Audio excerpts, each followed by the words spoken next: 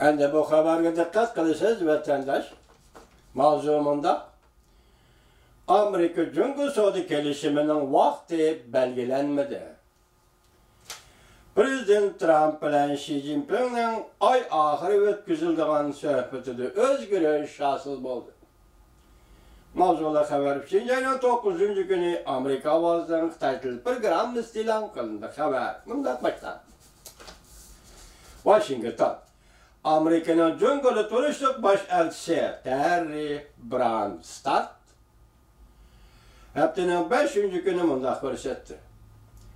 Amerika Jungo savdo kelishimi tez imzolanmaydi. Balki ikki taraf avvalgi kutgandek ay oxirida echiladigan yuqori darajaliklar suhbatiga tayyorlik xizmatlarini ishlamaydi. Tahlilchilar mundaq hisobladi. Amerika Qo'shma Shtatlarining prezidenti Trump bilan Chavshanning rahbari Kim Jong Un Vyetnamda o'tkazilgan suhbati buzilgandan keyin Amerika Jungo ikki taraf savdo kelishimiga ehtiyotchan muomala qiladigan bo'lib qoldi. Branstad bosh elchi Branstad yana mundaq ko'rsatdi. Huawei shirkatining Amerika hükümetinin üstüden arz kılganlığından qaraganda Jungo Amerika'dan öç alıdığanda kıldı. Baş elçi Branstad Volkutsi gazeti muhbirinin ziyaretini kabul kılganda moşundaq gapni qildi. U yana mundaq dedi. Prezident Trump bilan Jungo'ning raisi Xi Jinpingning suhbati vaqti tahi yetib kelmadi. Vaqti yetib kelmedi. Tayyorlik xizmatlarimi texi qanot yaydirilmadi. Buningdan burun Amerika matbuotlari atrofli xabar qilib mundaq degan edi. Xi Jinping balki Italiya va Fransiyani ziyorat qilib qaytarida. Xinjiangning 27-28 Amerikaning Florida shtatidagi ko'l bo'yi oromgohida Mar-a-Lagoga yetib kelib,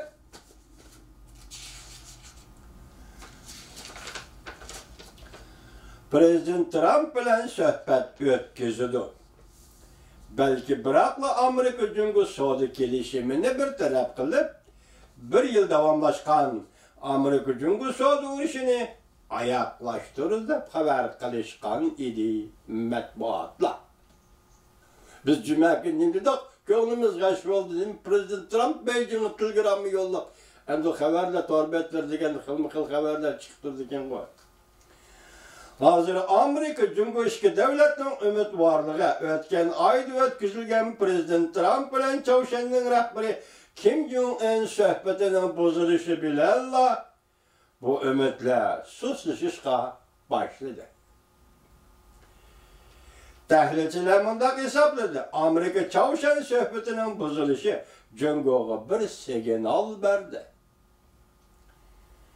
Pul muomala gazeti Amerika Jungo savdosi mamlakatlik komitetidan John Parkerning so'zlaridan naql keltirib mundaq ko'rsatdi. Prezident Trump Kim Jong Un bilan har qanday kelishim imzolamagan ahvol ostida yuqori darajaliklar suhbatini muddatdan burun oxirlashtirganligi Jungo tarafni cho'chitib o'tdi, qo'rqitib o'tdi.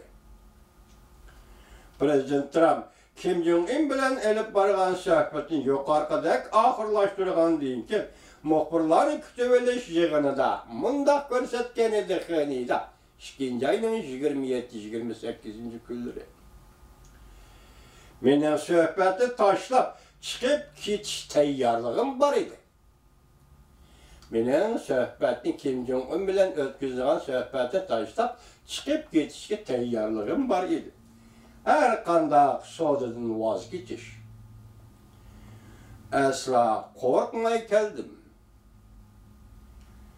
Agar qamlashmaydigan bo'lsa, men Jungo'ga shunda muomala qilishim mumkin. Demek bu sözde aynı çağda 2. ayının 27-28. günleri Hı'nıydı. Vietnam'ın Hı'nıydı Jakarta'nın oldu. Şu vakti Prezident Trump, Çavuşan'ın başlığı Kim Jong-un bilen kurgan 22. gündeki sohbet yani 28. yılki sohbet meydan eden üstel aldıdan ayrılıp yığını yani sohbetin taşlap çıkıp getkeni. Çıkıp bitip muhbirlerini kütübeli yığın neyme dedi yok arkada. Ben kelgüsüde Cumhur'la ötküzülüğün sohbet yoki Cumhur'la imzalaydıgan kelişim gibi şundak muamele kılışım mümkün. Bu bir signal idi Cumhur hükümetiga. Cumhur hükümet tayyorlig'ini tutdimi? Tayyorlik til, kelishimning mazmun modullarini, hujjatlarni to'liq elib kel, anda imzo qo'yamiz deb berilgan bir signal. Ehtimol Cumhur hükümeti buni o'rinlamadi.